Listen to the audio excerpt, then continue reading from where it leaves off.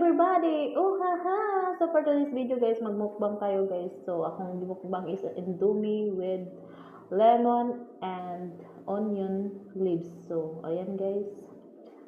Per merong hungit imuha. Ah, gara ay. So na may nagpas ato ano nga baspas kay ta mukaon. So ako na nang gipangluwa akong kaon ay wala mo ganahin sa akong pagkaon ay. Ako na lang gitilaw-tilawan na tapos gisap-usap tapos giluwa.